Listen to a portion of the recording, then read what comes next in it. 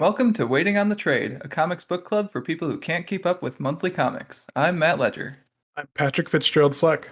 And I'm Callum Smith. This month, we're talking about Usagi Yojimbo Grasscutter, the celebrated long-form epic that stars Stan Sakai's wandering rabbit samurai, Usagi Yojimbo.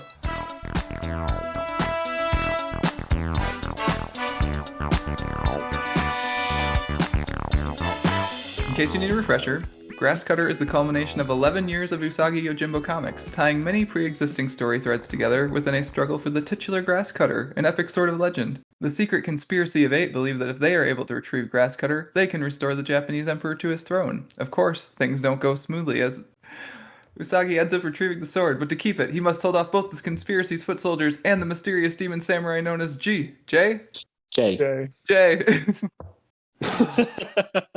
All right, we did it. Good podcast, you guys. Yes. I told you guys this at Discord, but this was the hardest story summary I've had to write for one of these podcast episodes, I think.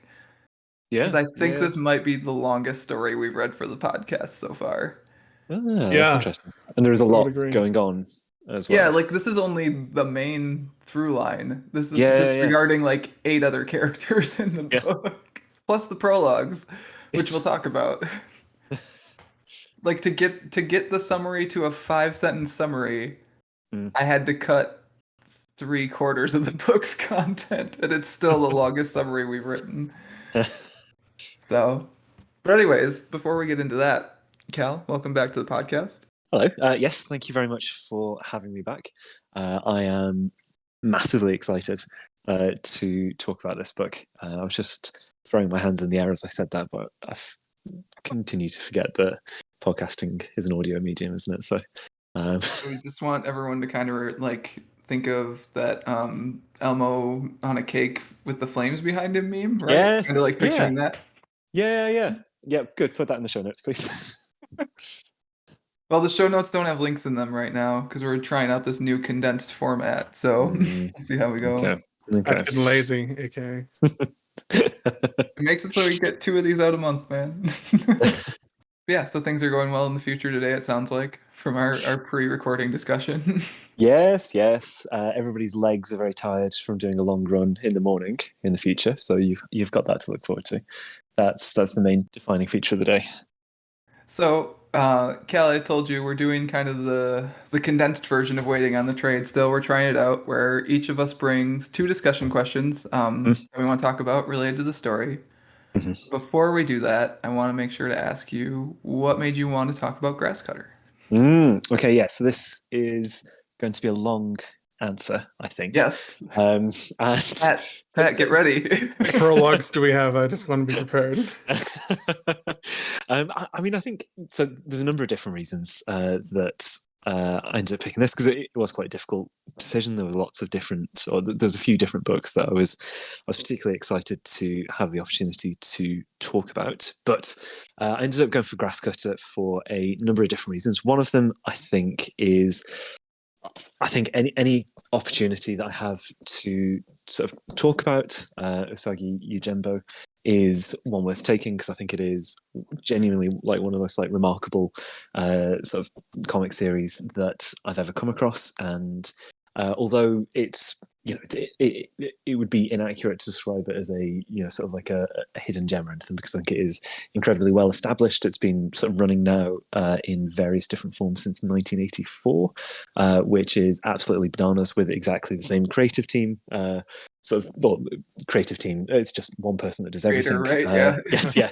The same creator for that entire time, and it is just consistent. And consistently great as well, I think. And I think that is just really remarkable, particularly in Western comics as well. I think that is incredibly unusual, and I think it's just I think it's a series as a whole that really deserves to be sort of properly celebrated, because I think it does all kinds of things that you just don't see elsewhere in certainly in Western comics. And I think that Grasscutter as a particular story within Usagi Yojimbo is a really interesting one to look at. I think when I picked this, it was just before I sort of reread it, which meant that when I did reread it, I was struck by by the extent to which it is the culmination of about sort of 10 years worth of story at that point. And so I'm going to be very interested to hear what that is like coming in.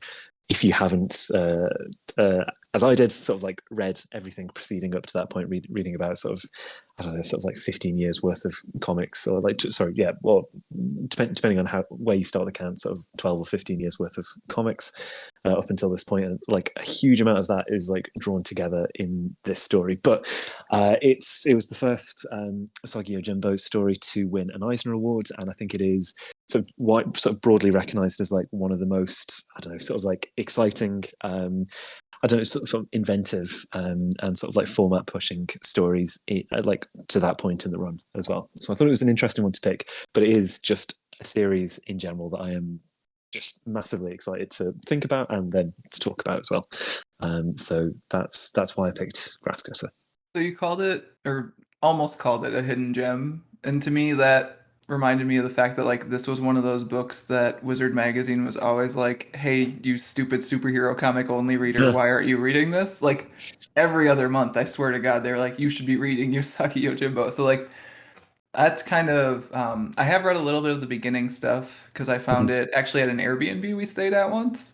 Really? So yeah, like they had like the first few volumes of it, so I read, I think, one, I don't know if I got through all those while we were there. I got through at least a couple. But then like just in Wizard Magazine, like talking around it for years, I'd have cursory knowledge of like, oh yeah, that's G. Oh yeah, that's Jen. Oh yeah, that's so like that'll definitely inform my answer for the first question, which I think prologue to that because this is a book about prologues. In the beginning. Pat, do you have any experience with Usagi before this, or are you just picking it up cold? I had heard of it for sure. I think the only actual contact I've had with Usagi is through Teenage Mutant Ninja The Turtles. Yeah, should we talk about that as well? Because I think it is interesting. Yeah, we definitely should. I originally thought he was a part. Oh, he's just a Teenage Mutant Ninja Turtle character. That's cool. I was wrong. I actually thought the same thing before I started stumbling upon all those Wizard magazines. Like, hey, you should be reading this sections, like because he was so attached to the turtles for a little bit there, at least in the mind of like 90s American children. Well, as a kid, you keep hearing, okay, these cartoon turtles are nice, but there's a really cool comic book they're based on. It's like, oh, okay, so that's probably where the ninja, where the guy the samurai rabbit is from like, too. So no, it turns out it's his own thing. I actually am now like, how did that happen? We might have to have real show notes for this episode because now I'm going to dig into that. Yeah, I've suddenly got some insight into it. So in the kind of mid '80s in America, there was quite a big boom in just sort of like general anthropomorphic animal comic character, comics in general. So there was like a number of different titles that were like just focused entirely on that, and both Usagi Yojimbo and Teenage Mutant Ninja Turtles sort of span out of that same boom, basically at the same kind of time as well. And Stan Sakai, the creator of Usagi Yojimbo, and the creators of Teenage Mutant Ninja Turtles, who's Kevin. Yes, thank you. Gotcha. And I think there's another guy as well, right? I think there's two. Yes, Peter or something. Damn it. Yeah. Well, the other person. Anyway, Peter Laird. Yeah. They were on sort of like good terms and sort of friendly, and so there's quite a lot of crossover comics that were done in the sort of like late '80s, early '90s.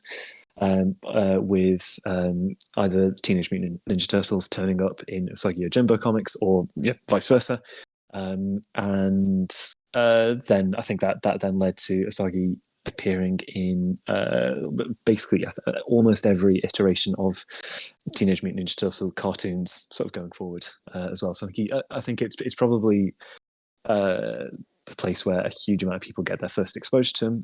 That wasn't the case for me because I didn't really get that much exposure to Teenage Mutant Ninja Turtles as a child.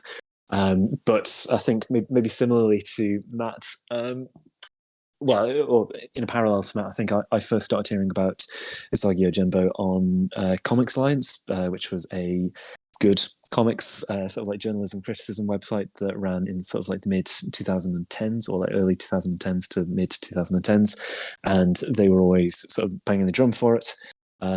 and so I picked up the first sort of collection of Dark Horse, of like the Dark Horse comics era of Usagi Yojimbo when they were publishing it.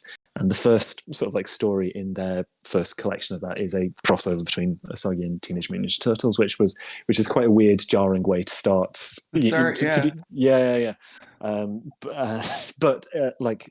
Anyway, yeah, they've got sort of very closely intertwined sort of like creative histories, and yeah, I think that seems to be likely to be the case going forward. I think as well. He's still been cropping up in some of the very recent sort of like CG animated Teenage Mutant Ninja Turtles stuff. Yeah, That's so what. I Googled quick to like see, because I was like, I know he had an action figure in the 90s, so I Oh, yeah. Googled quick to like look at it, and like he's got more recent ones too that are like much more on model also than the 90s one. The 90s one looks a little weird. Yeah, I can imagine. Yeah. The CG ones look a little bit better, like a little bit nicer, in my opinion. But Excellent. So, Pat, with that sort of like fairly, it sounds like of the three of us, you had the least exposure or kind of like awareness of the character beforehand. What was that like? I feel like I had guess. a general idea. Like I Mhm. feel like what I thought Usagi was turned out to be the majority correct. Okay, that's good. Yeah, but I mean, based on when I got through like 2.5 prologues, like, okay, I think I know where this is going. I think I know the general gist of this kind of story. The yeah, so I wandering think samurai. we're talking around the first two discussion questions, so I think let's just hit them. I think it would be better to take Cal's first and then do mine. So Cal's is, do you think reading the preceding 11 years of story before Grasscutter was necessary? Pat, it sounds like it's a no from you. I don't. I mean, I wouldn't to understand the general like tone and theme of the book. No, I don't think it's necessary. I think the story is clear enough. What's going on? Potentially, I wouldn't know for sure, but potentially like establishing backgrounds for some of these characters. I assume that almost the majority of these people that we run into have had stories Yeah. in the past that set them up, like the disgraced general, the former monk or former samurai turned monk, Yep. and that kind of stuff. And like the cat ninjas, I thought that was the one thing that's like, oh, that's weird. There's a cat ninja, and then it's gone, and it shows up again, and then it's gone again. Like they Yeah. probably have more in the past. Yeah. Yes is the very short answer. Yes. I was listening to an interview with Stan Sakai earlier today whilst I was on my run, and one of the things that he was talking about there was that like his approach to writing Usagi Yojimbo from like day one has been that this is just one big story, that there are obviously sort of like fairly discrete kind of like arcs within that, and in fact like the vast majority of the stories are almost kind of like one shot, sort of like done in one single issue, complete sort of like units of storytelling. But you do get sort of lots of recurring characters that crop up, and I think almost everybody in this is somebody that's been to a greater or lesser extent a sort of recurring character at some point in the sort of 12 to 15 years sort of before this particular story. I had a sense that all like the recent history was actually part of the comics. Like you can correct me if I'm wrong, but like the young panda lord that say that his father died. Does that happen in the comic itself? Or is it off page? That is a good question. I think so. You definitely. It's what 11 years of comics I'm asking you to. Yeah. So Can you just like poke back and yeah, do you remember? Does he die in this? No. Noriyuki doesn't, or the young one doesn't. His father, you're introduced to him. I think you're introduced to him maybe as he dies, or like his first appearance is kind of like the point at which he is leaving the story. But like Noriyuki, the young sort of panda lord, is like a big character in preceding stories, as is his bodyguard as well, Tomoe. But I don't think any of that it would definitely added to the characters and fleshed out like their connections between them. But I think what's here is sufficient for the story that's being told. Yeah. No, I think honestly that's really reassuring for me to hear as well. I think because as like I say, I read everything in Usagi Yojimbo in order. So by the time that I'd got to sort of Grasscutter as a story, there'd probably been several thousand pages worth of story that I'd already gone through by that point, or a couple of thousand sort of pages of story to go through. And so there's lots of stuff where I think it generally speaking does a really good job of making it accessible to somebody that's joining for the first time. But there's clearly a huge amount of like history and backstory to almost every character, and that in some cases sort of heightens the emotional impact of stuff or the dramatic tension. Say it's probably more impactful for people who have been with these characters for so long to see them in these situations. Yeah, definitely. But I'm relieved to hear that like it still functions sort of without that kind of prior knowledge. Well, I think it's also beneficial that the author obviously has such affinity to the samurai tropes of the Kurosawa stories, and if you know anything about those, it's clear the kind of story that's being told here, which I think is it benefits from.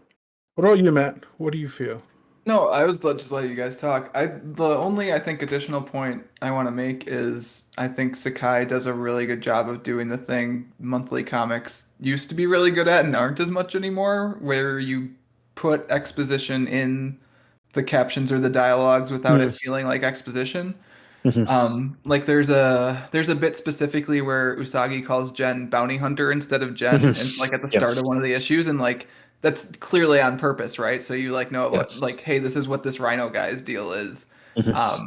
There was another they were explaining like the conspiracy of 8 and like the stealing of the document and stuff, and like a lot of that stuff's exposition, but like it makes sense for them to be talking about that at that moment too. Like the book does a really good job of giving you the pieces you need to understand what's going on and feel the impact of it, even if you haven't read the 11 years of stuff beforehand, I think. Yeah, no, that's that. Yeah, and I think that's like I say, that's really heartening to hear. I think stuff with like the conspiracy of 8 that had been like a growing sort of thing in the story for a couple of years, sort of preceding Grasscutter at that point. And I think things like Ikeda, the disgraced general, he had like a really amazing sort of like engaging sort of story that came probably a couple of years before this as well.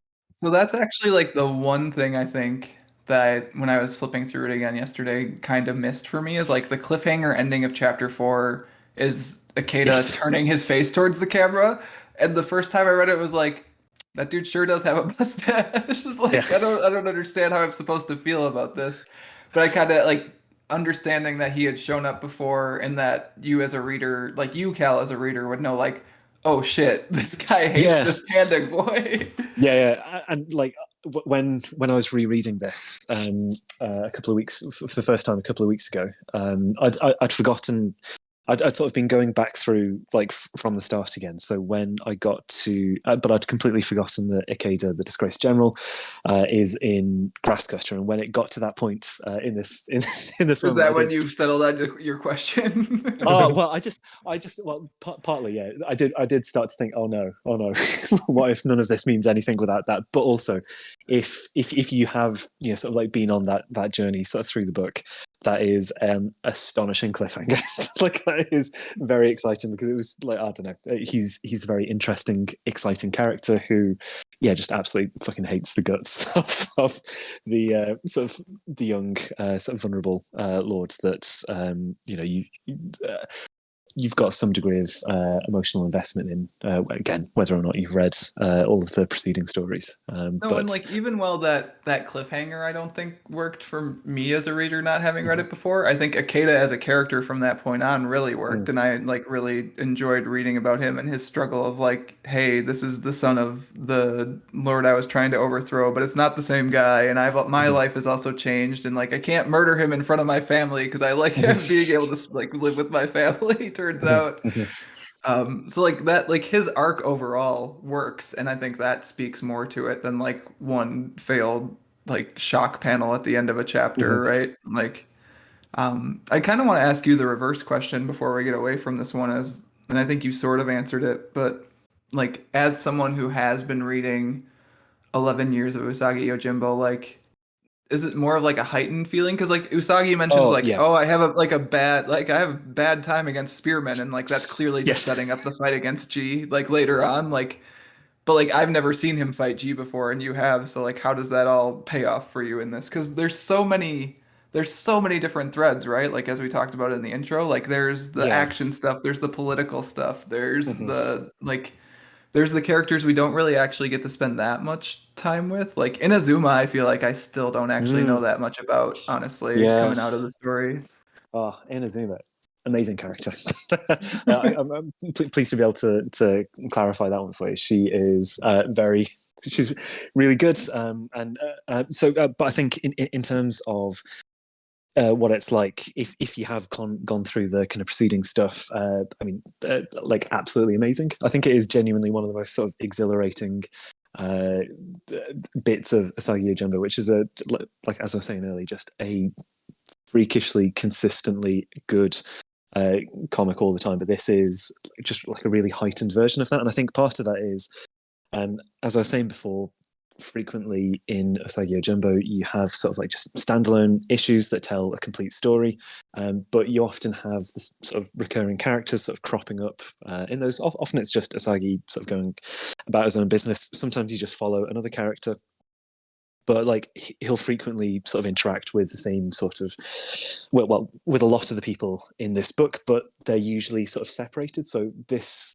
uh, I was thinking about this in terms of almost feeling like a crossover event, but like in the best way possible, where suddenly you just have you feel like you're on very unstable ground almost when like characters that haven't interacted before are suddenly sort of sharing the same space, and characters that often sort of occupy different kinds of stories. Because I think one of the ways in which Usagi Yojimbo as a series has stayed so fresh over sort of like close to 4 decades now is because it just paints on a really broad canvas, and I think that they use these kind of different characters to tell different sorts of stories. So Gen, the bounty hunter, is he's sort of a really frequently reoccurring sort of character. He's maybe my favorite character in the series, but he often sort of is there for stories that are kind of very grounded and are usually just about sort of sort of like his exploits, bounty hunting, and sort of Usagi getting mixed up in those, and they tend to be sort of quite grounded and sort of down to earth.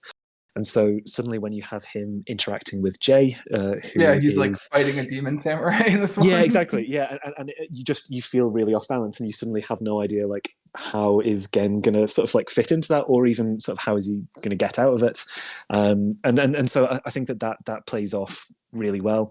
I think it also this story, like the scope of it, which is something that we've kind of alluded to a couple of times, is just colossal. And part of that is like the span of time that's covered. I mean, it goes back to sort of like mythical prehistory in the prologues that ironically we'll get to talking about much later, I'm sure.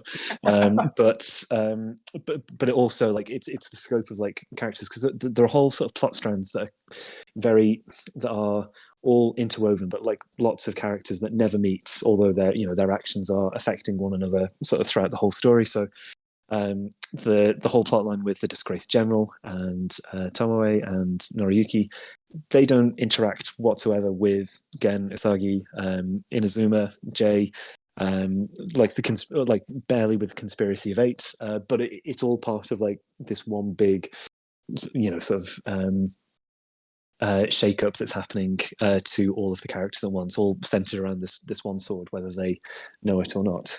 So it's really exciting. Is the short answer? Like maybe I Yeah, could the have skipped bit to. near the end where Usagi's like talking to, oh gosh, I can't remember the priest's name right this And second, Shobo. but oh yeah, Tenshobo, and he's like, yeah, I have the sword. I'm not even sure how I ended up with it. Like I only know half the story, I feel like feels very like as a reader reading it and being like, oh yeah, this political stuff like never quite even got into the like bit where they even know Grasscutter has been recovered, right? Yeah, Like yeah, kind of yeah. cool. But yeah, Uh, and everybody still kind of shows up in the same place though eventually, just at different mhm, times. Because the village mhm. that uh Tomo and oh gosh, Noriyuki. Panda Noriyuki. boy. Yes. Noriyuki, Show up yep. at the end is the same village that Usagi was at, right? Yes, yeah. Yeah. So And I think something else that maybe is easier for me to kind of like identify and feel sort of content and excited about when I'm reading something like this is Stan Sakai frequently will plan plot lines or like seed things for plot lines like 10 years in advance. So there's some stuff like I'm trying to think. So Inazuma, who Matt, you were saying is a character that you feel like you didn't get quite a full handle on this, and that's largely I think because she's sort of comatose for the majority of the book. But like she's a character that has been on this like increasingly sort of like tragic, scary path for sort of like for several years in the story up to this point. And this is it's not the climax of her story, but it's a really big, significant beat. seems like a pretty big turning that. point. Yeah. And I was listening to some interviews with Stan Sakai over the last couple of days, and there's one from a couple of years ago where he's talking about things that he's writing into the comics at the moment that he expects to pay off in like 8 years now. He said 10 years at the time as well, and I think it is, I think it's one of the reasons that I find it so interesting and exciting because it is almost unmatched. I think in terms of that. Just like somebody being able to do that confidently. So there are things like that. A lot of the political kind of intrigue in this is stuff that pays off in a big way, sort of further down the line. And this is in like either seeding or sort of progressing different elements of that. But yeah, like that's easier to have a perspective on when. Yeah, when I've already read like the following sort of 22 years or whatever of the comics after this point, but also just having that broader familiarity with how the series works. Yeah, because actually thinking about it, for as much stuff as happens in this book, the status quo doesn't actually change that much, except for like Inazuma and Jay. Like Grasscutter is still not found as far as everyone else knows. The conspiracy's not really uncovered. They're getting shaken up a bit. Oh, Cal, did you have something to say? Well, there is a follow-up story called Grasscutter 2, which takes place I a know. few I'm years excited later. to read it. Grasscutter 2. Oh my Grass, god. The cutting. I'm so tempted to ask you about it now, but I think we should wait till the end. But okay. But anyway, sorry. That I think maybe that answered the question that you asked me. Yeah, it did. It definitely did. Okay, good. You saying that it feels like a crossover event, I think really answers the question for me because that, like, once you said that made a ton of sense to me. Of like, here's all your faves. Here's this like big potentially status quo changing event. Like, let's throw them all together in one spot. Like, and it's I don't know. Yeah, like it is just I don't know. It's exciting, and I think that because the series has this kind of stability and longevity, it means that you go through these long periods without something like this happening. So when it does, I don't know, when it does feel like something momentous is is playing out in front of you, like it's just I don't know, it's very exciting. There's a future story with Jay in it where they're just sort of like cutting like I don't know this like genuinely terrifying path, like sort of going through like every character that isn't Usagi and just like killing or like messing them up in like increasingly sort of like alarming ways. And I think because they're so sparing with doing this kind of thing where they throw together all of the different types of story, that it just it's so effective when it happens in a way that I don't think crossover events in sort of big two superhero comics I think they've probably lost that impact because it's now sort of like a regular kind of especially these days, sort of right? Like it's commercial not prospect. as special anymore. Yeah, that's it. It's summer, so here's here's all your faves, regardless of whether we really have a story to tell or not. Yeah. Whereas this, it's there's maybe a story here. Yeah, that's it. And it's like every 8 years, maybe, and like it's very rarely sort of like the story. The future story that I'm thinking of with Jay, where they just sort of turn up out of the blue and it just upends the type of story that you're thinking you're reading, and then suddenly you've got this sort of demonic serial killer just I don't know, sort of like going through what was previously, just sort of like quite a light-hearted romp, and then he just anyway, it's very exciting, and I think that this is the first time that they. Oh no, it's not the first time they do it. This is probably the second time they do this in Usagi Yojimbo, but like that's the second time in in what, like about 15 years or something like that. 10 to of the 12 comic years, up to this depending on point. what you're looking at. Yeah. So yes, it's good. So we've talked about the fact that the story itself has a lot of energy, moves forward really quick, lots of plot threads. But before you get to the start of Grasscutter, there are 4 prologues. Yes, Do we as there would be. Well, your story needs to have a prologue, and then a prologue to the prologue, and a prologue to the prologue to the prologue, and then a prologue to the prologue to the prologue. Anyways, so one of my First questions. 54 pages are prologue. So I think I was kind of looking based on the back covers, or like the single issue covers that were in the back of my collection that I have. And it looks like it's a 10-part story and 2 parts are prologues if you look at it from like monthly issues. So roughly 20% of this thing, prologues. How do we feel about that? Can I go first? Please do. Yeah. Because I've got a very particular sort of view on it. Because I think it is quite jarring, and I think particularly if you're not familiar with the series, this could really throw you off, because essentially, like you're saying, the first sort of big chunk of the story, you are bouncing between different elements of Japanese folklore and sort of like real Japanese history as well. And I think at first, or certainly in the first reading, it's not necessarily clear what the broader purpose of that is that's being served there, because I think you're not sort of retaining characters between each one. It's quite sort of dense in its own way as well, just sort of but I think that there's a couple of things that to me make it sort of like really worthwhile and engaging and exciting. So I think the first one is one of the things that Stan Sakai is clearly very passionate about, and he talked sort of like great lengths about this. So this isn't me sort of projecting onto him, I don't think. But he's incredibly passionate about presenting and preserving sort of elements of Japanese culture, be that sort of like folklore or history, and that's one of the things that he's really interested in doing with Usagi Yojimbo as a story in general. So for this opening section, I think that you do have just at first sort of fairly just sort of direct recreations of Japanese folklore, sort of talking about the creation of Japan, about the sort of creation of kind of evil spirits in Japan, and sort of different gods, and then that eventually leads sort of fairly directly into the creation of this sword, the Grasscutter. And I think it gives you a sense of, sort of, and these are all sort of based on real sort of like elements of like folklore or like sort of cultural history in Japan.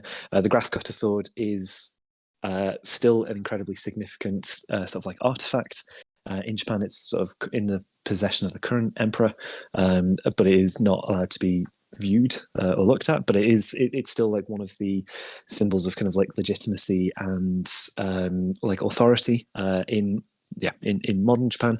And I think that the prologues give you a good sense of just the kind of scope and history and significance of this item that is then going to sort of become the kind of pivot around which the rest of the story turns around. So I think it does a good job of that. I think it also just shows the kind of diversity of stories that Stan Sakai is interested in doing. I think like as you go through each of the prologues, like they're telling very different stories, and they're done in sort of quite different styles as well. I think if you look at the kind of like dialogue and art in the final prologue, which is centered on the sort of naval battle where Grasscutter as a sword is lost, it looks and feels completely different to like the earlier sort of much grander kind of mythical ones, both in terms of like the art itself, but also the writing. And I find it really interesting and engaging as just a way to display the range of Stan Sakai, but also to get this kind of like scope of history and culture that is like bearing down on people that like either are uninterested in that or like don't have a clear understanding of exactly what's at play. But I think that really heightens some of the subsequent tension for me when people are getting caught up in events that are much, much bigger than them. And I think because you go back thousands of years, or into time immemorial at the start, I think it lends a sense of grandeur that I think sort of heightens some of the drama later on. So yeah, I would actually completely agree. As the person who put the question in, I feel like it may have felt leading of me being like, no, I don't like the prologues, but like I actually really like the prologues. I think there's a lot of hand waving you kind of have to do if you can't try to pay attention to everything in the prologues and like track it and understand what's going on, because that way madness lies. Like I think if you try to remember the name of every single kami in the first prologue, you're done. Like if that's the type of reader you are too, then they might not be for you. But yeah. I think the point you made about it establishing just like the scope of the story and like why Grasscutter is important. Like in a different version of this story, Grasscutter could totally just be like a MacGuffin you don't care about at all, right?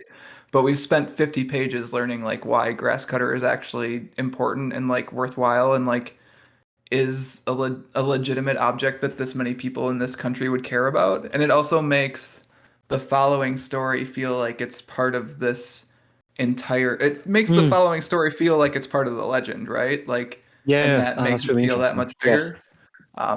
So I actually think the prologues are necessary for a lot of those reasons, especially if you're coming to it cold, like Pat and I are, I think maybe, where I don't have like familiarity with the characters to draw me into the story as much. But I do have, hey, this is some big shit that's going down. Like, this is the epic crossover event of Usagi Yojimbo, but also it's like part 5 of the story of Grasscutter, this like epic sword. So, Pat, how do you feel about the prologues? Agree to some extent what you guys are saying. I do feel that Sakai was a little too indulgent in his explaining of the legendary history of the sword. I think it could have been told much more concise than what it is here. I think the entirety of the first prologue probably isn't necessary. I think that's kind of a fair criticism, honestly. Like, the first 10 pages of it are stuff that, like, I don't think they're not relevant to the story. Well, Are they relevant to It's relevant establishing to the the scope, story though? of the sword because it's Amaterasu and Susanoo, where they came from. But yeah, for the story of Usagi, not necessary. But I think it also depends on what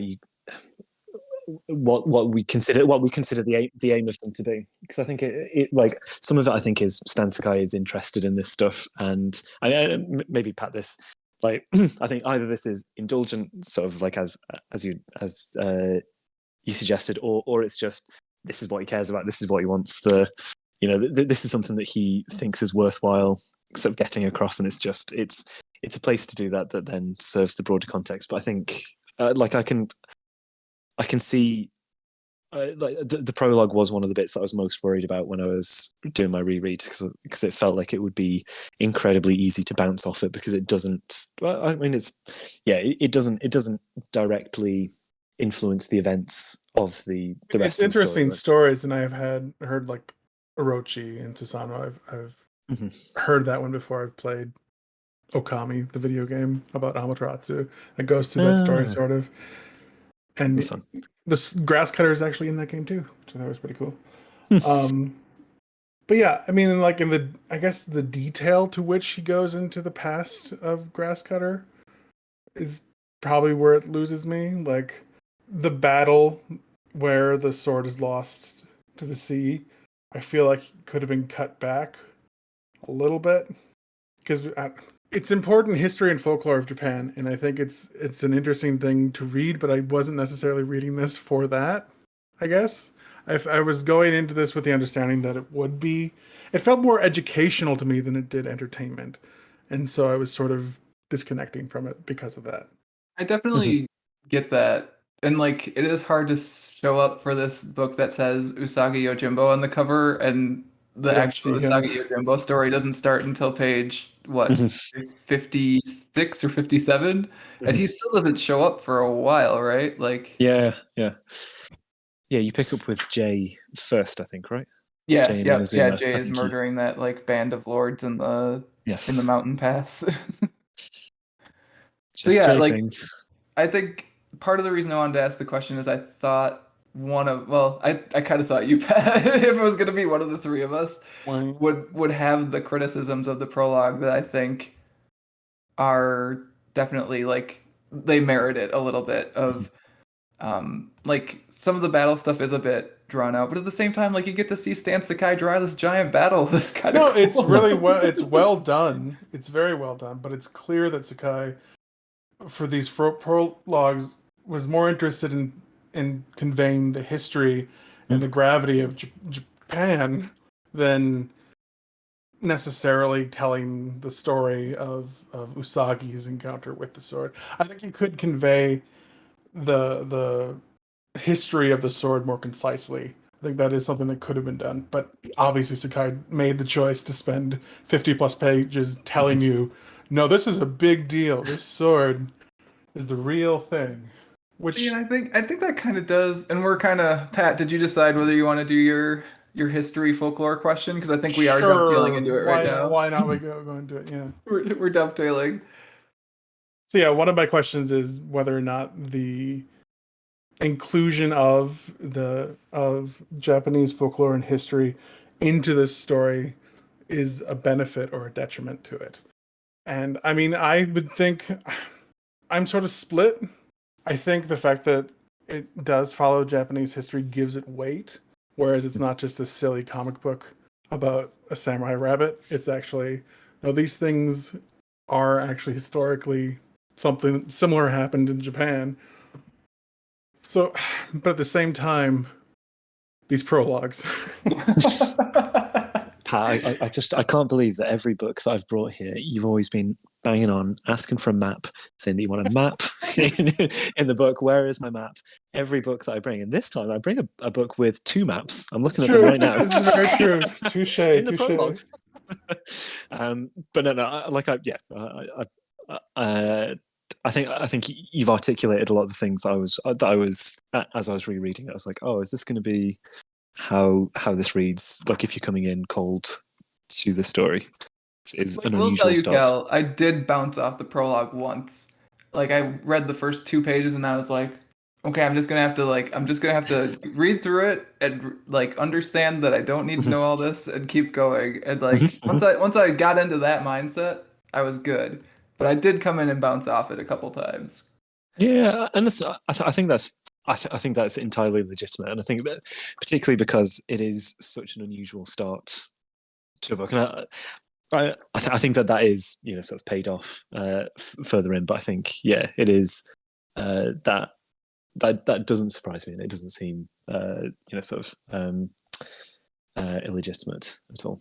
Let me be clear. I don't think the prologue is poorly done. I think it's a very well done story, and it does what the author set out for it to do. I think you can potentially say it's too much.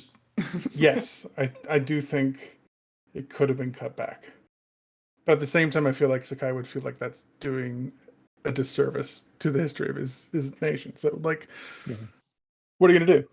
Yeah, there's a whole deep dive in the back into his sources and stuff that he read through, and like how he was trying to compile the different records put and in the events time. And things. You cannot say he didn't.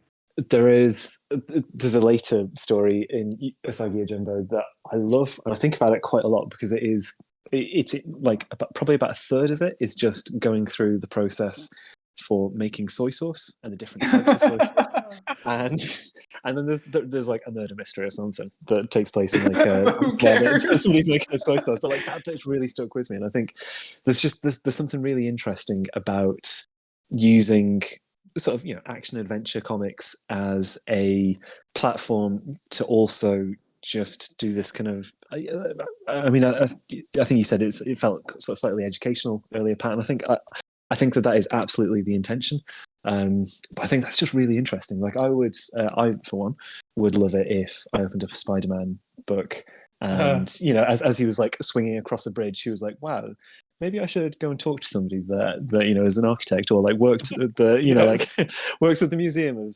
Bridges. I should have thought about this analogy more, but well, I mean, one of the major allures of Japanese culture is its history, right? It's an ancient so culture. fucking deep, right? Yeah, everything like you were saying, soy sauce, has an ancient history. The traditions have been passed on for certainly longer than America's been a thing, than most Western civilization has been a thing. So, yes, I think, I don't know. I'm completely split in two here because I do love that part of Japanese culture, but at the same time, 56 pages. Yes. I don't know. I tell you that without the prologues, we don't get to learn about the crabs. And if we don't get to learn about the crabs, the whole story falls apart. I think that's the faces of the defeated samurai. Yeah. So the reason we were talking like off mic via Discord, whatever, about like whether the prologue, like, do you find the prologues necessary, and do you think the historical elements are a boon or a detriment? Like, are those the same question? And I don't think they are the same question because the historical elements continue throughout, right? Like the whole story is like set. Well, it's framed around the shogunate, right? The fact that there's upheaval like in the political system of Japan. I was trying to match it up with, because my other big like Japanese story that I've been really into is Rurouni Kenshin, which is going to be my recommendation when we get to the end of this. So I was trying to match up where this fits timeline wise with Rurouni Kenshin. It's like 200 years earlier, I think. Right. Okay. Yes. Yeah. Because that takes place just as like in like the late 1800s or so, right? It's actually after the emperor has regained power. Part of the reason why the prologues are there, I think, is because Sakai wanted to point out the political upheaval that is being experienced in Usagi's current history is a direct line from this mythological origins. Like, you don't think you can separate Japan's history. Right, you can't separate Japan's history from the commies are going to be there. Like, commies going to be there. We're going to have, So if we had actual episode titles that weren't the title of the book, that would be the title of this episode, by the way. As a series, Usagi Yojimbo is something that mixes sort of folklore with history, just like all the time. Like it's like a key part of like just the series appeal. I think for me at the very least, and I think even in here, right? Like I didn't until you guys said it, or like I think Callie, maybe you said it. Like I didn't realize Grasscutter was a real sword that the emperor still has in real Japan. An actual sword, and I think that the folklore element of it, I think part of it is Stan Sakai likes drawing monsters and sort of drawing sort of like that two panel of Orochi and Susanoo, great, is gorgeous. I love it. Yes, and I think it. I don't think I'd really reflected before on the way that is true. Just sort of like in a lot of Japanese culture and like the Grasscutter sword's current status, and sort of like it is a really good example of that. And I think that it would be such a different series if it didn't have the folklore elements present in it, and I think it would be a poorer one. I think that it's I don't know. I mean, like I really enjoy just sort of like how much you learn about sort of Japanese culture like over the 30 odd years of comics at this point, but also just sort of like within each story about like the specific interplay between sort of folklore and history, and how that is relevant to Stan Sakai now as somebody that's sort of particularly interested in preserving and promoting Japanese culture. I think that it's I don't know. I'd never thought before about whether or not it would like the story, like this story, or just the series as a whole would work without the folklore elements. But I think it would be so radically different that it's genuinely very difficult for me to imagine like what this series would be like. So I think it's just really baked into its DNA. Sure. I can understand. I guess my comparison would be like, because Sakai has taken so many cues from Kurosawa, like Seven Samurai is a great film, great characters. I didn't need to like. There's no. The problem is that you said anything in Japan, it just comes with, right. The Japan is ancient. It's steeped in history, and anything it does, anything.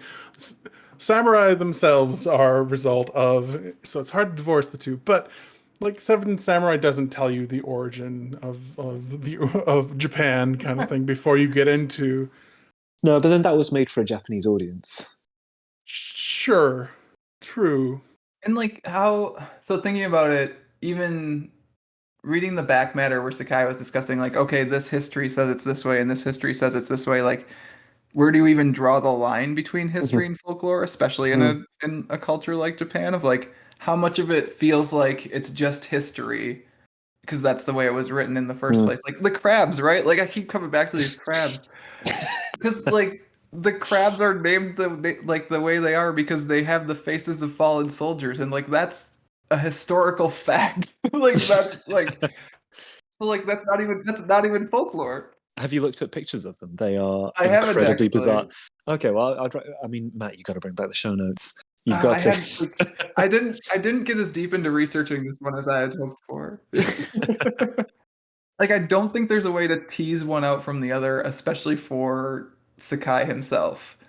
But like even I feel like other things that are set in like Japanese. I'm trying to think. Now I'm thinking like does Kenshin have weird folklore stuff in it? It doesn't as much, I guess. So maybe it's a Sakai specific thing. I'm not sure, but like Well, it was like Yojimbo, the other Kurosawa film that Mhm.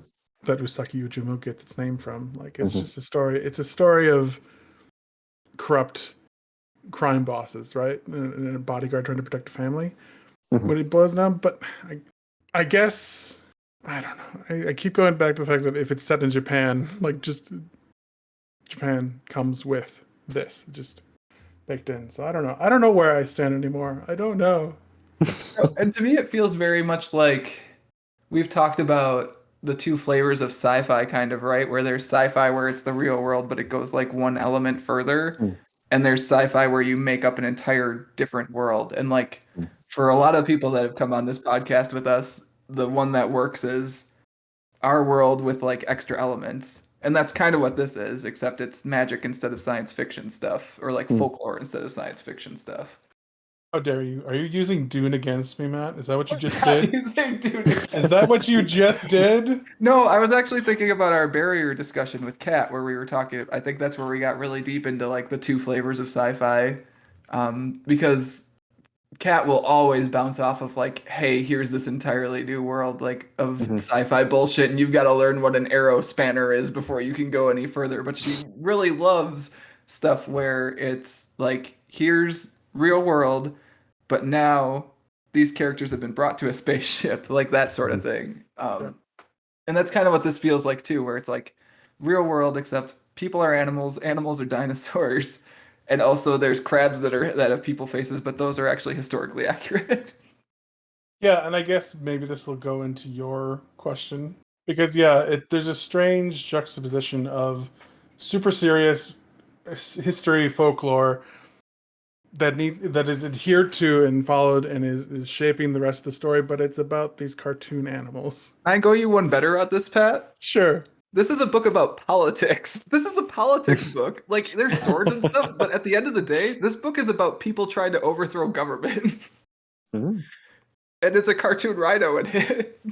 So like the juxtaposition of like subject matter to characters and art style to me, like this could be a completely different book if illustrated a different way. Like if the people instead of dying like and having a little word Skull. balloon that had a skull in it, like Yeah. their heads were actually chopped off or whatever.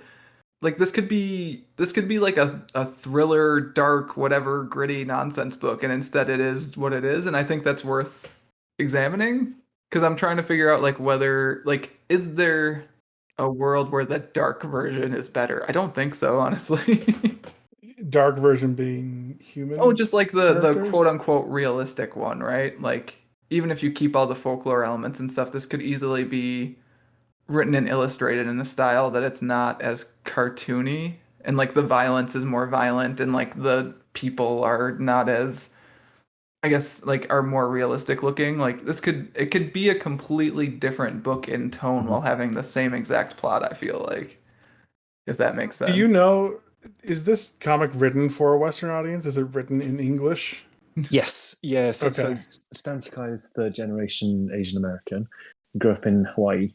Okay. All right. And like all of his comics are published. I mean, like they're published in loads of languages, but written and initially published in English. Yeah, and mostly published originally by American publishers.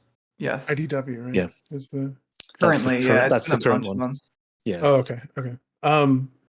In any of the interviews, Cal, has Sakai ever said what audience he was trying to target with these?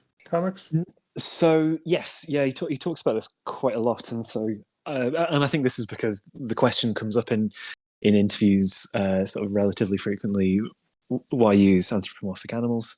Because I think that does set quite a lot of the tone, and it's something that I find really interesting because I think maybe just because I was introduced to it as this is a story about a rabbit with a top knot, his ears tied into a top knot, and he's a samurai, and so like I've never had that initial step of like considering if it should be something else necessarily. Sure.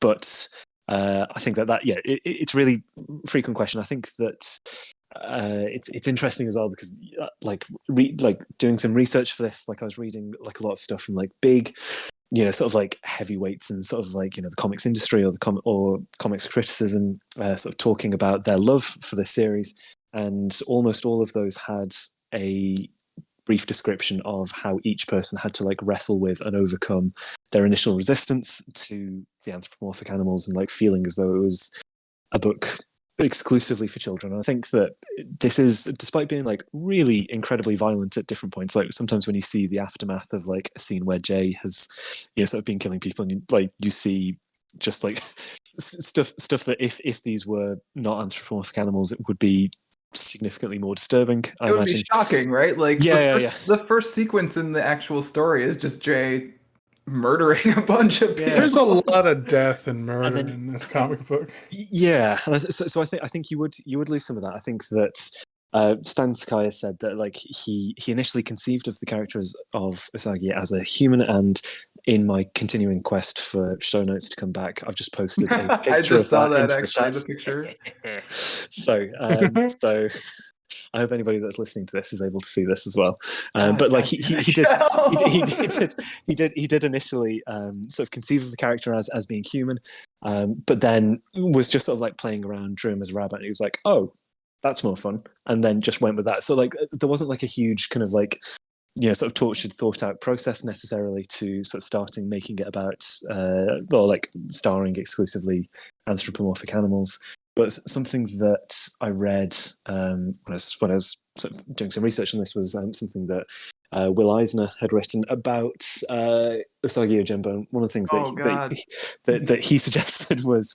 Can we talk about that? Because I think if you're talking about the same thing that was the introduction of the volume that I believe Pat and I both have, like I found that to be one of the most condescending things I've ever incredibly read. so. Yeah. But I think that there is something genuinely.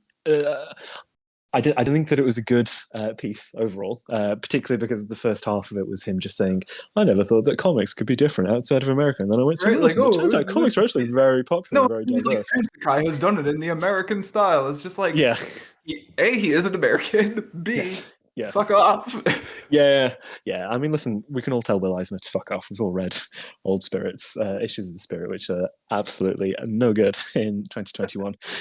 But I think that there was something interesting that he said there about the ability to kind of, because you've got these sort of like broadly kind of caricatured sort of like animal faces for everybody, that it can allow you to sort of project onto them sort of quite a bit as well. And I think I do that a lot as I'm reading through it. I think that like Gen, as a character, I think he's meant to be like Toshiro Mifune. I think he's got that sort of like 5 o'clock shadow all the time, and he's constantly sort of like rubbing his chin in the way that Toshiro Mifune was famous for doing in things like Yojimbo. But like there is something quite nice about, I don't know, that like it does feel like it's easy to just sort of like add to it in your own head because there is that level of abstraction in the first place. That maybe you would lose out on if it was all sort of like hyper realistic, anatomically correct humans in these stories. Yeah, and I think one of the things you said about Sakai being like, oh, this is more fun, I think totally makes sense to me. Like the story, like if you see all these people die on the page, the story actually just like gets really dark and depressing, I feel like.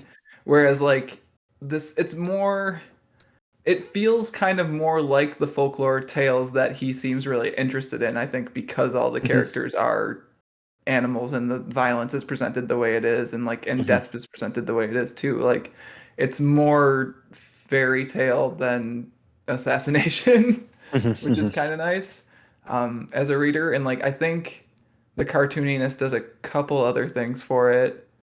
where one is, I think I told you guys I was sitting down and I was like planning to read the first half of this because again, big book, like 250 pages, and I ended up reading the whole thing in one evening, and I think that is partly because the art is so clean and like so easy to read that you Mm. can get through the book that fast.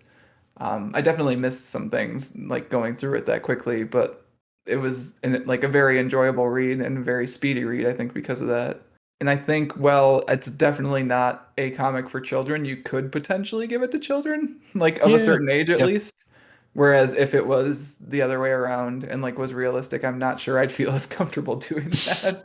yeah. No, I can see that. I think it's an incredibly just as a comic in general, it's incredibly accessible, and I think that the art is part of that. I think part of that is because of you get that degree of like distance from the bloodshed that's really frequently sort of playing out, but also I think part of it is like Stan Sakai is an incredibly accomplished like artist at this point, and that um, when you look back at like very early sort of like Usagi Yojimbo stories, like it's bananas how fully formed it kind of springs off. Like you can absolutely see kind of like a refining of his sort of like talents and like his vision for the world and like how everything looks, and like the types of things that he's interested in, I don't know, sort of like trying out in terms of like storytelling and like layout and all the rest. But like he's such a good cartoonist that even with these kind of like simplified, sort of slightly abstract faces, you get a really good sense of like, or I think you get a very good sense of like who everybody is with like a relative like economy of lines as well. Like it's like it is simple. It's really simple and straightforward. But I don't know, just very effective, I think. Yeah, I'm looking at the sequence on like 66 and 67 where Inazuma forces that guy to drink his own poison tea. Oh yeah. And like the faces in that set of three, well, I guess even the first panel on that page on 66 is just like the guy's eyes and like the sweat coming down his fur, I guess. Just like it's he still gets a lot of emotion across with the economy line you were talking about, and then there's one of the classic "Hey, I'm dead" speech bubbles, Yes, which yes, I it do is. actually truly love, like as a signifier of like, yes, that one's dead. I don't know if you get to tell this in this book, but when different types of animal die, they've got different little speech bubbles that come out of them as well that I think I reflect what did their notice skull would that look at like. least, like I kind of noticed that they were different. I don't know if I had tracked it to each one. You were saying the minimal lines conveyed different characters. I got a little confused about the difference between some of the characters just because So the I will designs of say Tomoe Inazuma and and Tomoe, yeah. And Inazuma.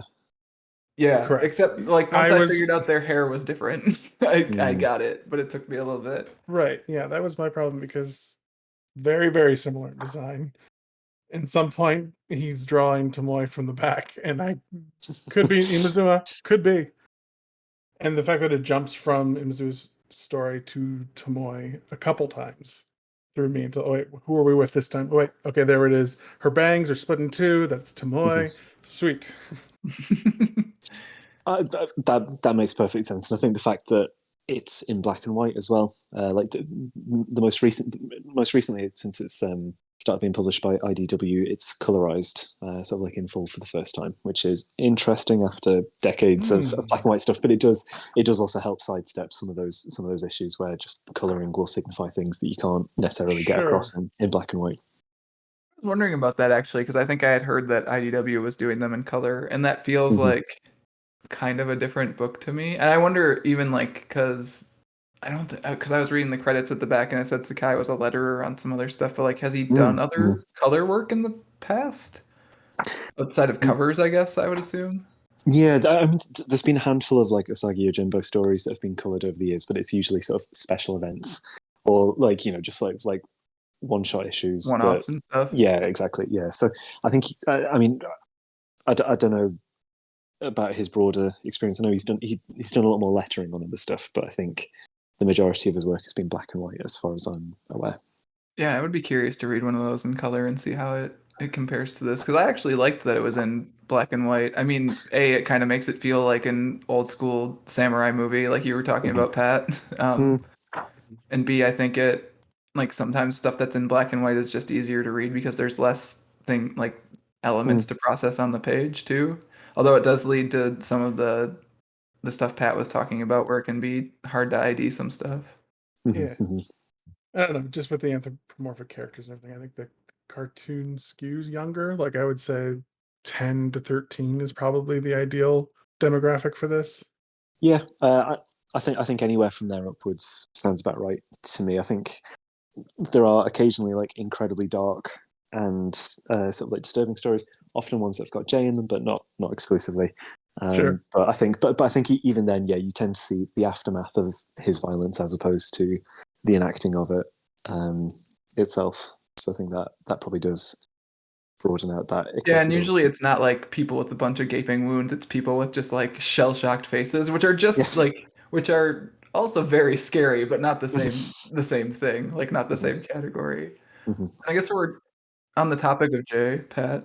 Yeah, so it is sort of just dovetailing into my question about what makes Jay an evil character. Because he's evil. We were told multiple times he's evil. He even says, I don't know if he himself calls himself evil, but no, we actually could be like, they are evil because Jay flips gender by the end of this. Yes, yeah, that's true.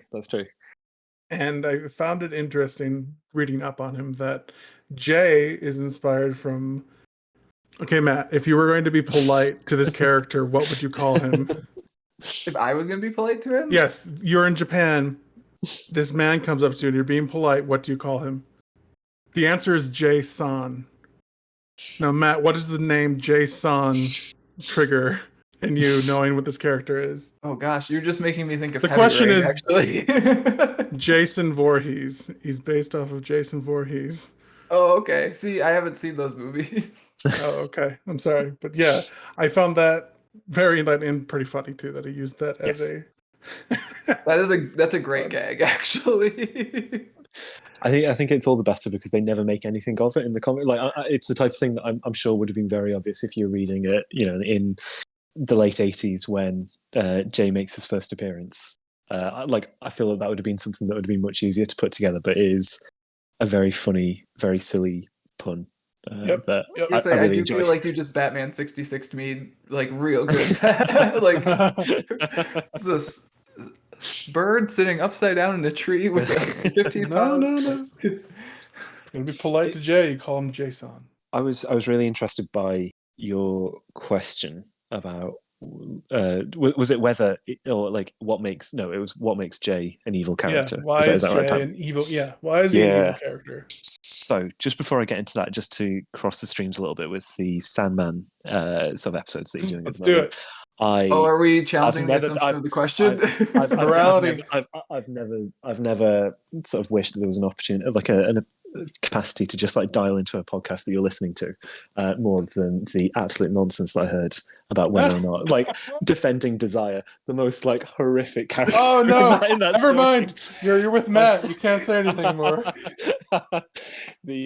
Anyway, so it did make me reconsider sort of the approach that I might need to take to answering this one, because I just felt like all. Because remember, Cal, if you're 0% moral, that just means that you're like you're absolved of having to be moral. And don't have the capacity for. Continue. Anyway, sorry. I just thought I'd throw that in. But I think that like there is something fun. Like I mean Jay's not like a massively deep character, which I think is why like he's used frequently just with like in exactly the right doses. Like you go sort of like years between seeing Jay, and it's always like absolutely horrifying whenever he turns up because he's just like he's from a different story or like a completely different genre. Because I think he mentions in this like right at the start of the book where he described himself as an emissary for the gods, and he's there to sort of blade of the gods purge the blade of the gods, which is very metal. That's very cool. I like that a lot.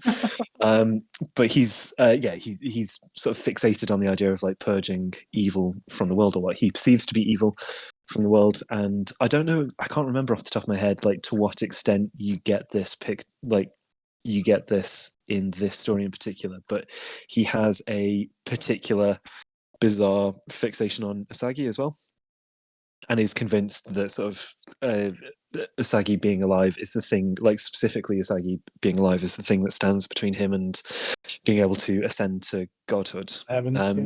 Yeah, which is I think a fun motive, and it's made all the more fun, I think, in that Usagi in every one of their sort of like encounters has got absolutely no time for that. Just doesn't engage with it at all. He's still like just sort of like basically He's trash just talks. like, okay, I guess we're fighting. yeah. Which I think is a nice way to undercut that. But I think, I mean. I think it's very difficult to read this and see the sort of like wholesale violent slaughter that he engages on without even blinking, and see him as being anything other than evil. But there is something that's really interesting and quite murky, I think, about like exactly what it is that is driving him, because he clearly has supernatural powers, right? Like we see the spirit Jay inhabit another body by the end of this story after Usagi defeats Jay. And the fact that he like something is directing him towards Grasscutter at a certain point, right? Like he's got some weird radar. Yeah, he gets summoned towards Grasscutter, and like while the battle is going on, there's earthquakes and stuff, and like he explodes into a shower of spirits, I guess, or something. Yeah, like everyone in like nuclear ghosts. Like Usagi and Jen are both like trying to deny the otherworldliness of him throughout that entire battle, but like it's pretty clear from looking from the outside that something's going on. And like even his lettering is different. Like his bubbles and his letters are different. And I think that like the fact that he's clearly, I mean, I think he's not on I don't think he's on the level. I don't think that what he says is true or accurate, but you can't dismiss what he's saying entirely, right? And he's clearly in contact with some power, and I think that makes a nice sort of just degree of uncertainty.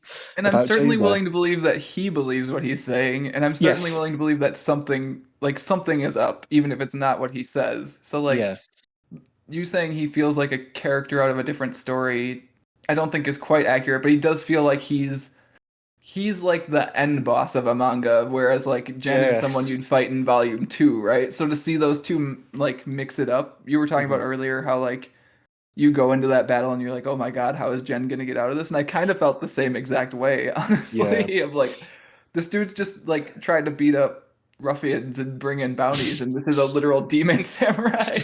The next time Jen and Jay meet, which is like years later in the comic, is I think genuinely the most exciting like part of a comic that I've ever read, because Jen is approaching it with a very different sort of perspective and attitude, having sort of gone through this, but is still fundamentally just like a different character, or like just from a different world. And I think that's the most sort of like nerve-wracking bit of a comic that I've ever read. It's kind of like when a manga sidekick fights the main boss, and you're like, they can't win. That sort of thing. And I wonder, this might be a spoiler, so maybe don't tell me, but does the fact that Jay is Inazuma at that point factor into that fight? Because Inazuma also does not like Jen.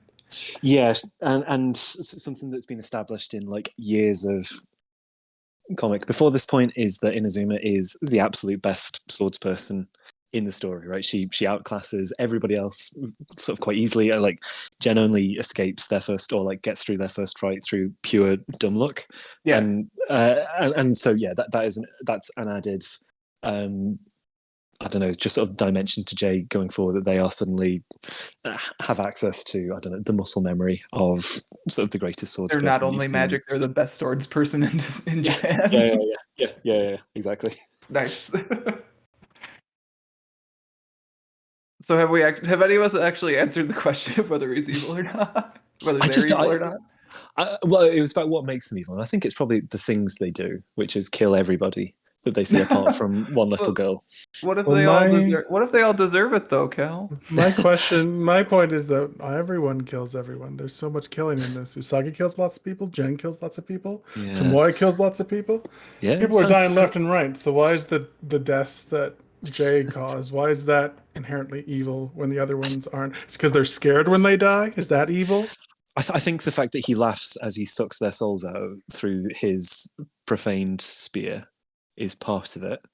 Yeah, I the reckon. enjoyment is maybe an excess. but I think it's also just like the absolute lack of like provocation or reason as well, right? Like the initial fight where he slaughters that's a bunch of like officials protecting their lord. The only the reason that he does that is because he perceives just the smallest slight, and then slaughters what like must be sort of like 30 or more people as a result of that. And I think that distinguishes him from somebody like Usagi, who absolutely has a terrifying body count behind them, but doesn't sort of proactively go out of their way to attack, sort of, Sure. and kill people.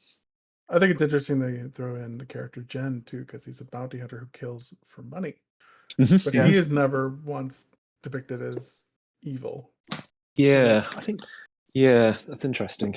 I think he's been on a journey in the comics at this point, Sure. which maybe helps distinguish that. But like I think you're right, and I think that there is one of the things that I do like about the series as well is that there is like a bit of an ambivalence overall towards a lot of the societal structures that the characters inhabit. I think when you meet sort of peasant characters occasionally, they are they don't care if it's the shogun or the emperor. They're like, well, they're both like rubbish to us. It doesn't mean anything.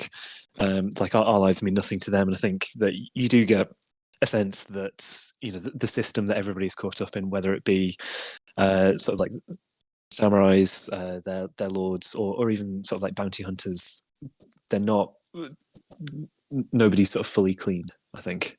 So I think that's a good observation, Pat. Sorry, I was trying to remember why I started off down that road, but yes. Okay. Yeah, I think You ended at a good spot. That's important. I think part of the difference, Pat, like expanding on that point too, is that Jen is operating within the systems that the society has created. Like Jen is a bounty hunter, but he only goes after people who have a bounty on their heads, right? Like whereas Jay is a completely different system unto himself. Like he just sits in judgment based on whatever the gods or whoever, depending on what we want to believe about him, them, it, I don't know, They.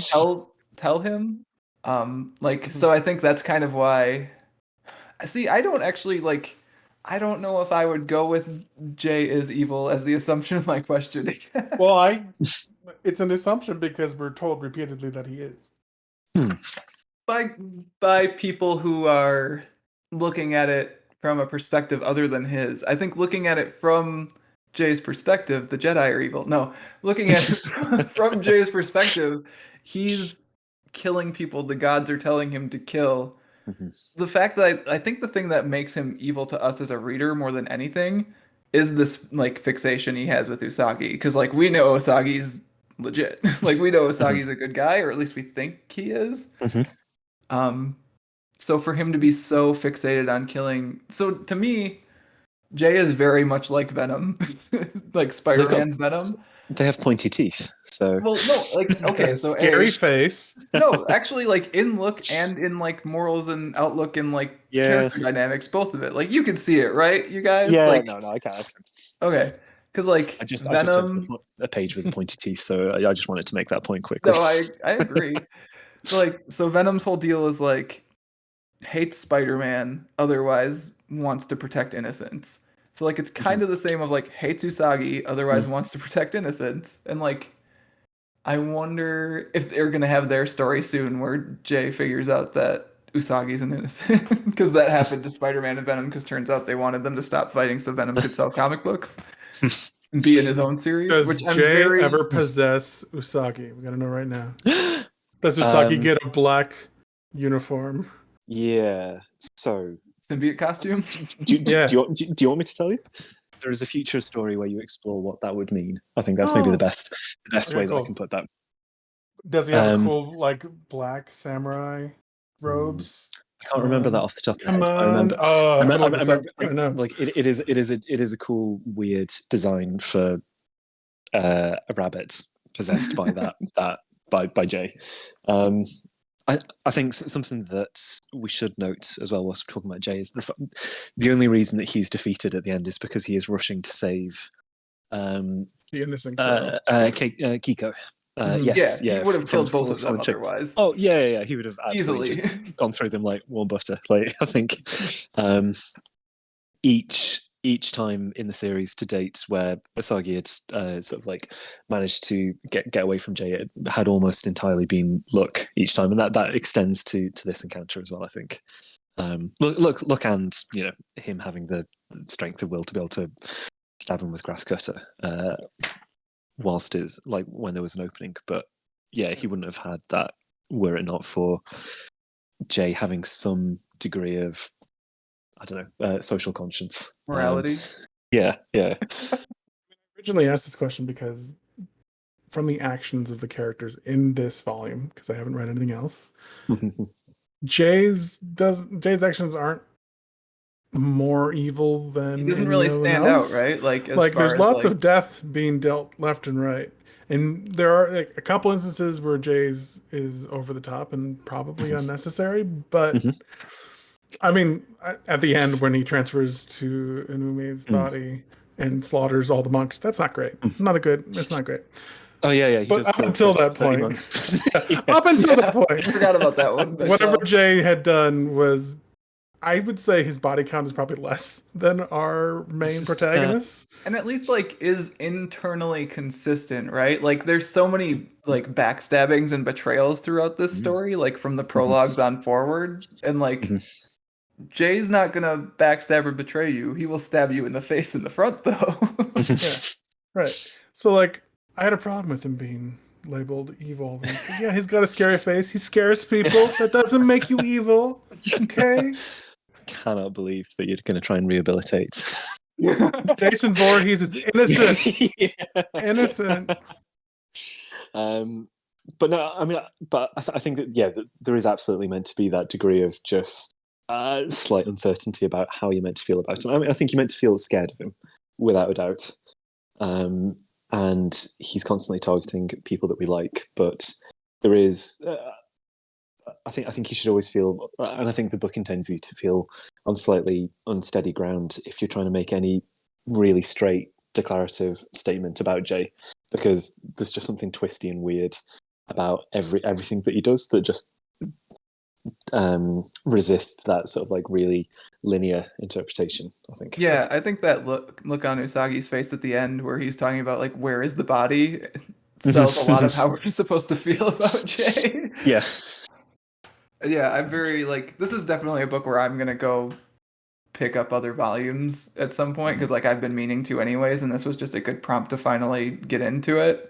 And that's one of the things that I'm most interested in reading more about. And I'm glad that Jay actually only pops up every once in a while, because like I think the problem with that sort of character, like again, e.g. Venom, is like if they start popping up too much, you lose a lot of that unsteadiness around them. Like you start to figure out what their deal is, or like you start to not become as uncomfortable seeing or watching them. So it's pretty heartening to hear that Jay only shows up every once in a while, and that one of the times is just like a murder fest through like every single main character in the book, because that feels appropriate for the character.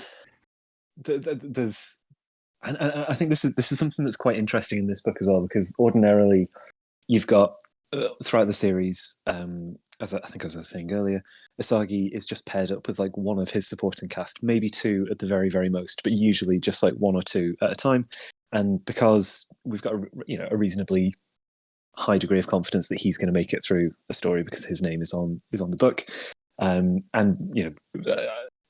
think the more of it you read, you just get a degree of faith in his competence in any given situation, and so it's very rare that you feel worried about another character when they're with Usagi. And I think that's something that's fun about this book, is that you see like most of the supporting cast are separate from him for the majority of the story. I think it's only really Gen that he spends that time with.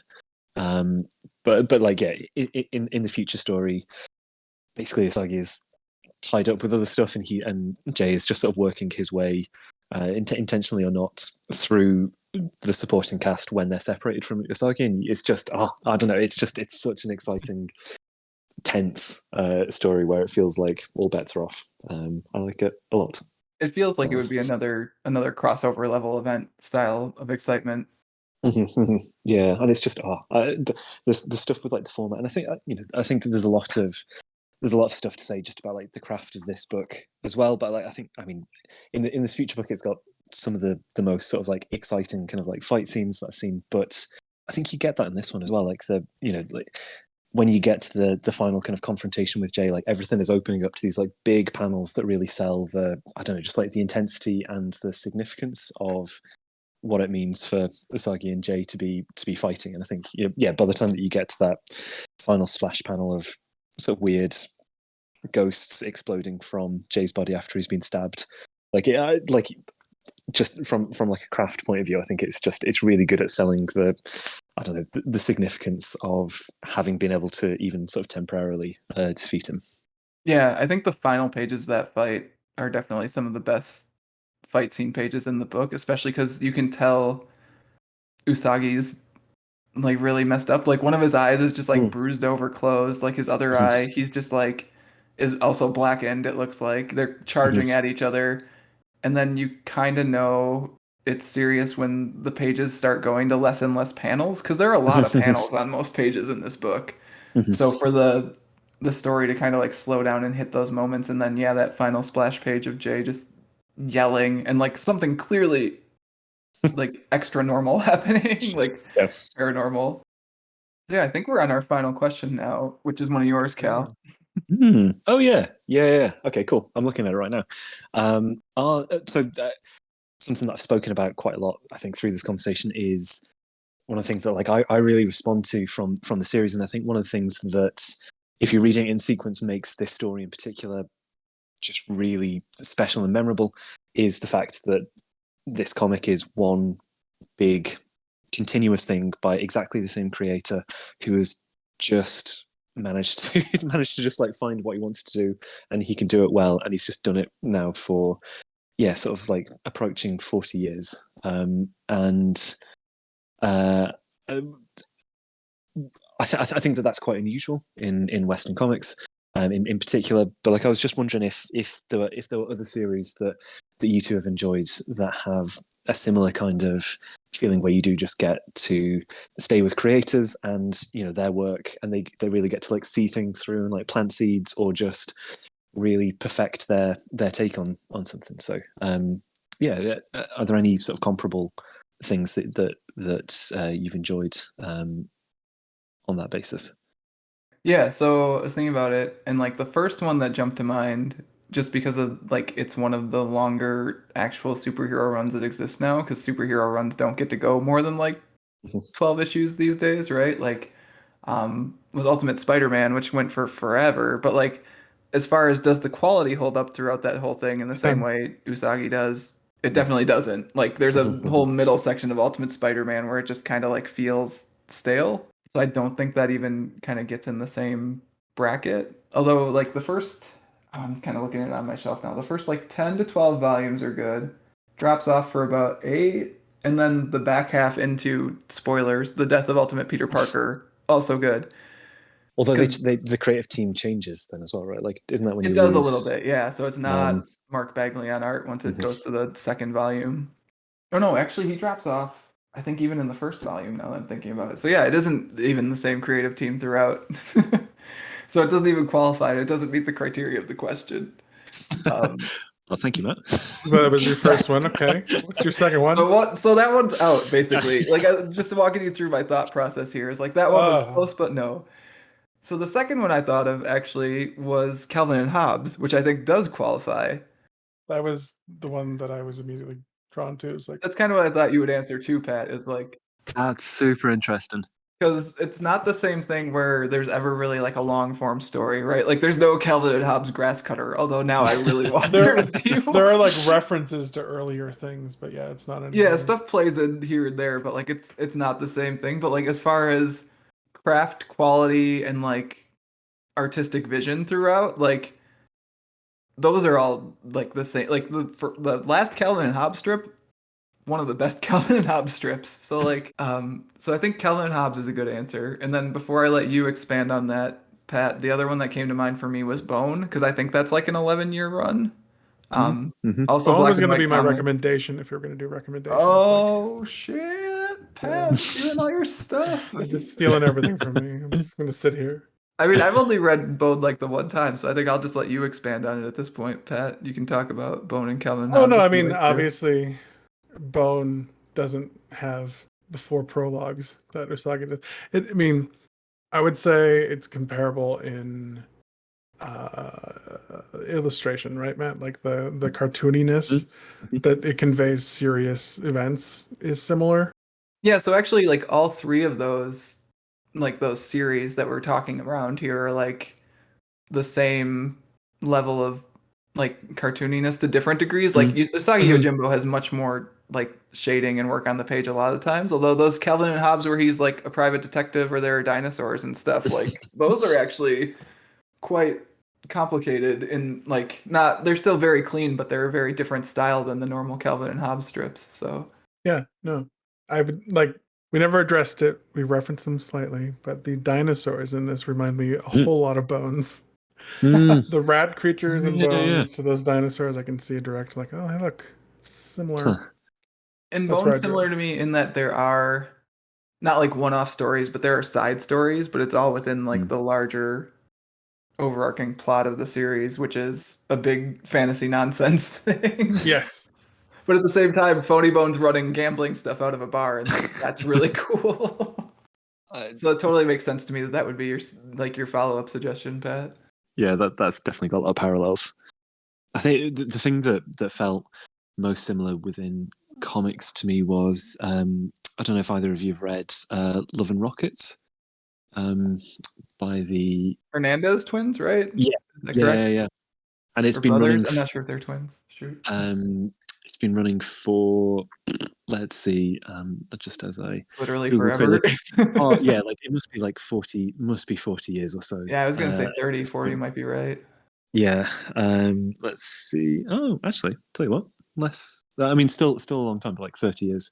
So 1982 it started, and like it's just, but they just like keep doing them, and they're really good, and you just sort of check in with the characters like as it goes. So like it's got a similar feeling, I think, of there's just a world that continues and people keep living in it and stuff is always happening and you just sort of check in with them every now and again. It's just like the creators doing what they find interesting, like as a result of that. And so you get to see them develop as artists, but also their interests and their priorities shift as well. And like you absolutely see that with Usagi Yojimbo as well. I think like they're very different feeling comics overall, but that was the closest that I can think of where you've just had that consistency and then you get this sort of, I don't know, meta level of interest and for me enjoyment of just being able to just see something being refined and improved continuously over that period as well. That was the closest that I could feel. Although, like I say, they are very, very different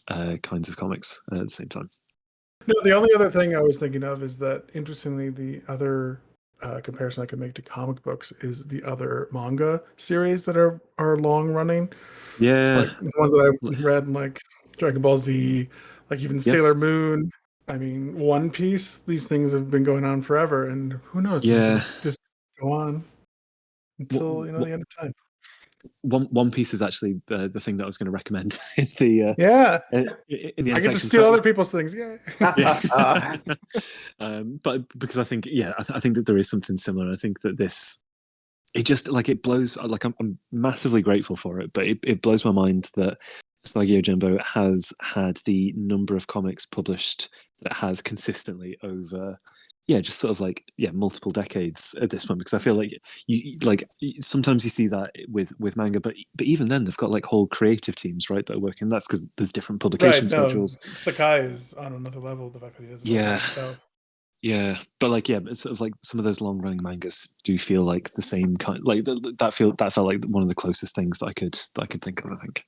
So having said it's unparalleled, what are our recommendations to people who like this book and want to read other books or experience other media things? We've kind of already said them, but let's go through them. Bones is, I think, what you and I would say for one, correct? It wasn't actually going to be my recommendation, but I think it is a I will good say, recommendation. I will stand alone on Bones. Yeah. And then also the video game I talked about earlier, Kami. I think if you enjoy the Japanese folklore and you want to experience it in a different medium, Okami is a great video game. It's available, I think, on almost everything. There's a remake recently, so it's even more gorgeous. You play Amaterasu as a white wolf, and you get to paint like designs to cast spells. It's really great. It's an Oh, I awesome remember seeing game. ads for that one back in the day, actually. It's Now really you say good. it. I would highly recommend. I love that game. It's a good recommendation. I think for me, so there's a couple of things that I thought. So I think I mentioned earlier, I think One Piece is like a weirdly comparable thing that I've read. So that's the limitation on it. But like it's something that you just get the sense of like this is one person with a supporting team, but like it's absolutely the vision of one person doing something very specific and getting sort of like a decade plus in which to do that, or like 2 decades plus, I think, for just about for One Piece. So that was one thing. I think the other thing the other 2 things I was going to recommend. One of them is Hellboy, which is similarly one of my absolute favorite series, but I think Hellboy on a is closer to what an ordinary issue of Usagi Yojimbo feels like, where that had a lot of just sort of like done in one sort of single issues that would tell a complete story of the main character just wandering into a different situation, there being a weird mixture of politics and supernatural things, and then sort of having to figure out how to get out of it. So I think that the core of that is absolutely present in Hellboy and Usagi Yojimbo. Do you have any specific runs of Hellboy you would recommend? Yeah, weirdly, maybe this is actually similar to me recommending Grasscutter as this entry point, but I think Hellboy in Hell is probably the strongest like run of stories in Oh Hellboy. boy, though, as someone who has read the first volume of Hellboy in Hell and has read bits and pieces of other Hellboy stuff besides that, like I don't think I would jump you into Hellboy in Hell. You mustn't coddle people. No, it's What's so. I think it's like the 3rd volume of Hellboy. I feel like it really finds its footing. Hang on. Now Yeah, the Wild Hunt. If you're talking about the omnibus. Yeah, I section. think so. Yes. Yeah. That's a very good that is exceptional as well. Honestly, just start with Pancakes. If you read Pancakes and you like it, then you'll like Hellboy. It's 2 pages. Put it in the show notes, Matt. It's available online. I didn't. Damn you, the only other series that I was going to recommend as well is another manga called Mushishi. I don't know. Have either of you come across that one before? Yeah, I think so. Isn't there an anime? There is, yeah, which I've only seen a couple of episodes of, but I liked what I saw. Commies. Yeah. I love the anime, so I'm sure the manga is also equally. It's a really direct adaptation, which is I think why I didn't stick with the anime, because I was like, oh, I know every beat of this. Yeah, exactly. Sure. Yeah. But it's got it's a really thing. touching. Yeah. Oh, it's really nice, isn't it? It's just just like very quiet little stories of somebody wandering around sort of Japan in the past, solving different sort of spiritual I don't know, sort of mysteries in like each new town that they go to, which again feels very Usagi Yojimbo, I think. So yeah, that was those are the 3 things that I was going to recommend. Matt, have you done yours?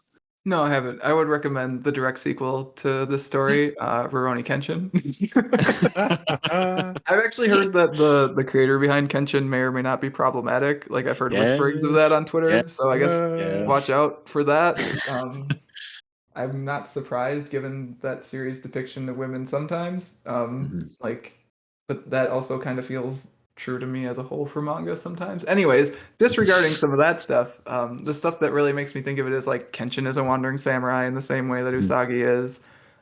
He ends up meeting up with a bunch of side characters. There's so much politics stuff in Kenshin because Kenshin was an assassin during the Meiji period, or no, the just before Meiji, the Civil War that the whole thing is about. Anyways, I'll put it in the show notes. Show notes exist. We did it. Yeah. So Kenshin's a former assassin from the Civil War period before the Emperor is restored to power, because eventually that happens, apparently.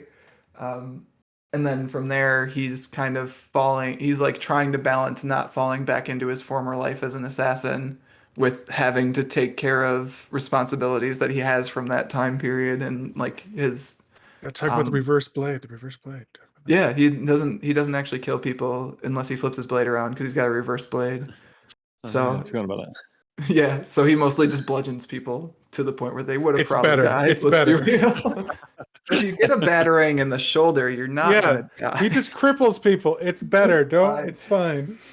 But that book runs for 28 volumes, and like there's a big thing in the middle of it that's very much like an action politics thriller, sort of in the same vein of Grasscutter, where it pulls together multiple threads, and then the very back half of it is more of like a personal story where there's a figure who's like trying to like break Kenshin's spirit essentially and prove that he can't be a good person. Um, it's very Batman RIP actually, Cal, if that makes sense to you. Ooh. Um, Yeah. Okay. All right. I do. Maybe I I will do finish really that. like that series. Again, the author or like the creator may or may not be problematic. I don't know. I've been kind of staying away from that because I like the series a I've lot and I don't heard- want to ruin it for myself. Okay. All right. I won't tell you what I've heard then. Thanks, Cal. So with caveats, that's my recommendation. Cool.